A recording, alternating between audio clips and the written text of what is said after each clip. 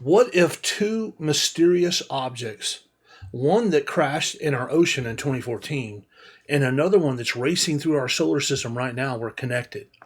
Well, while we're waiting on quality, high resolution images from the 3i Atlas Mars flyby, uh, been spending a little time speculating and looking to see what's out there as far as theories.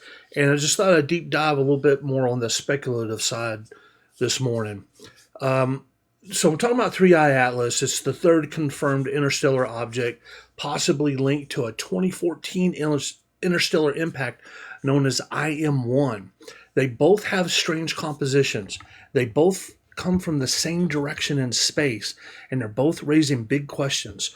Are we witnessing an alien reconnaissance? Right? This is same with the wow signal. It all comes from that same part of the universe. And 3i Atlas was discovered July 1st, 2025 by NASA's Atlas telescope in Chile. Right now, they're estimating it could be 7 kilometers wide and that it's traveling at 68 kilometers per second on a hyperbolic trajectory that's not bound to our sun. It's approaching our inner solar system. It's close to Mars. It's going to be close to Jupiter and Venus, but not Earth. Isn't that convenient? Somehow it makes this strange flyby some of the planets, but it avoids Earth in a very peculiar way. So the key speculation is this an artificial object with purpose? Some theorists suggested it could have deployed smaller probes, one possibly being the IM1 object from 2014. Now, that's what we're calling the 2014 Pacific impact of IM1. In January of 2014, a metallic object entered Earth's atmosphere at a high velocity, far faster than any known asteroid has ever approached. U.S. government satellites confirmed it comes from outside our solar system and its velocity was about 40 kilometers per second. Now, Harvard astrophysicist Avi Loeb led an expedition to recover the microscopic spherules, the metallic droplets from the seafloor near Papua New Guinea. And now Avi is the one that is raising the flag about 3i Atlas possibly being of alien origin. He's tying these two in also. That's where all this speculation comes from. The spherules showed elemental anomalies, high levels of beryllium, lanthanum, and uranium, ratios inconsistent with natural meteors. It suggests technological modification or artificial processing. Now, Avi Loeb's Galileo project ruled out volcanic ash, industrial contamination, or typical meteoritic signatures. His conclusion is that these materials are unlike anything of terrestrial or known natural interstellar origin.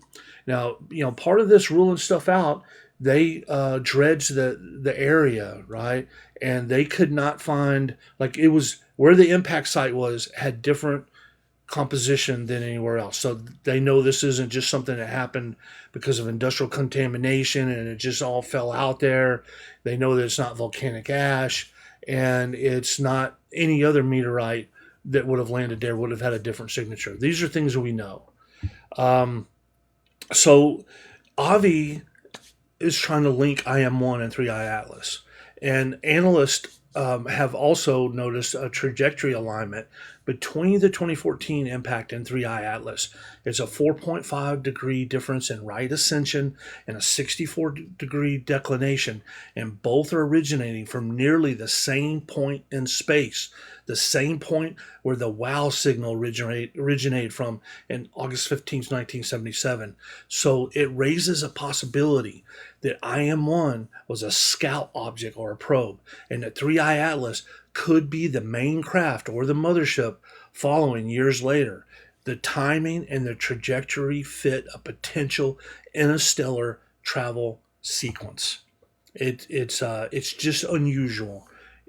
All these things, it just keeps getting more unusual. When you tie it back to IM1, it just makes you think, right? Telescopic observations showed that 3i Atlas is emitting gases like CO2, cyanide at precise 17-minute intervals.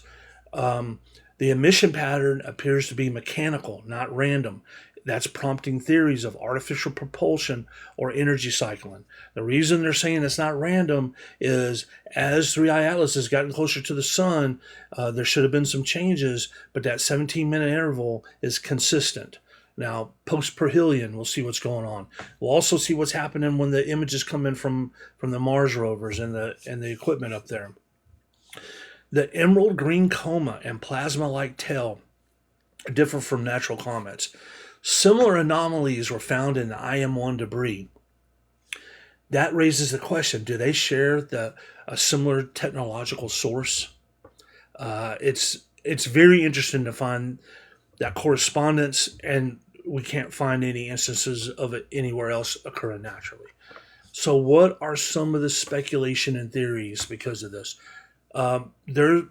From a natural explanation, this could be exotic chemistry from an ancient planetary system. This could be from a part of the universe that we're just not experienced with, and we don't know what a typical composition is. This could rewrite the rules on how we view the universe and parts of it. This could change a lot.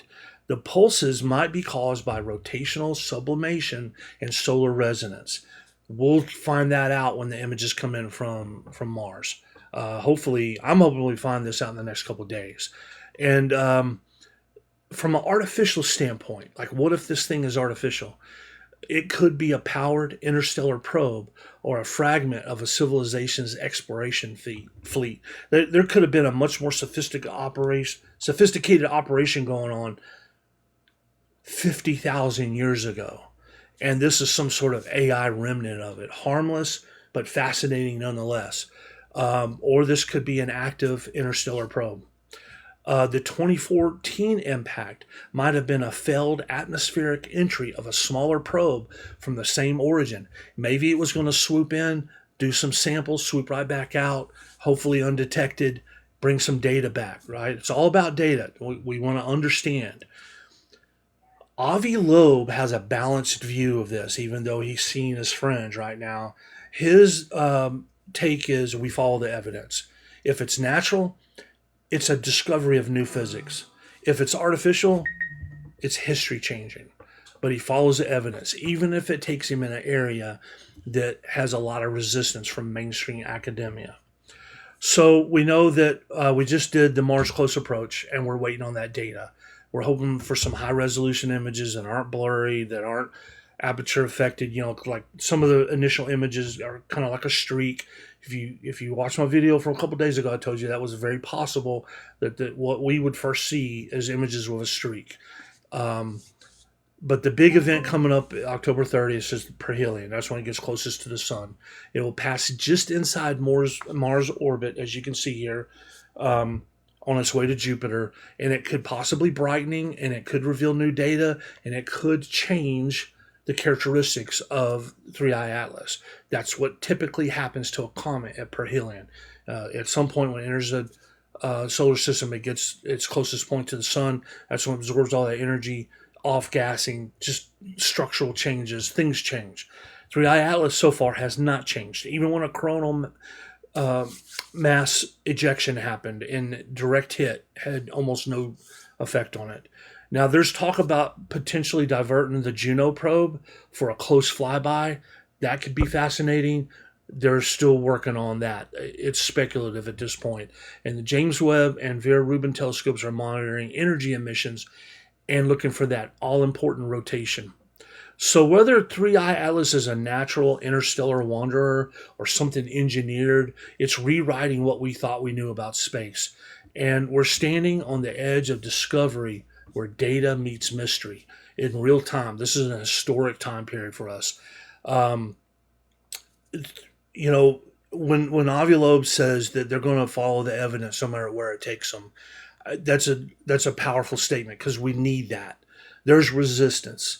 In archaeological sites, in all parts of science, there is this confirmation bias to hold the norm and don't consider anything new. And we make our progress when we consider something new. But we have to take a rational approach. I still consider myself a skeptical person in that I think it's a natural interstellar object, but it is fascinating. And I'm definitely not ruling out these theories I presented today, because let me tell you something. The more I think about the tie-ins with the Pacific Ocean event of 2014, those components found in those spherules, like that's used in nuclear energy stuff, because some of it absorbs, some of it deflects, and all that's used in like power generation and controlling the reaction. And what is that doing in a probe from 2014? And is do we have some of those same things going on with 3i Atlas? Is that what the 17-minute pulse is? Is that the source of all that? Very interesting stuff. You can't rule it out. We could be on the edge of change here when it comes to astrophysics and understanding what else is out there.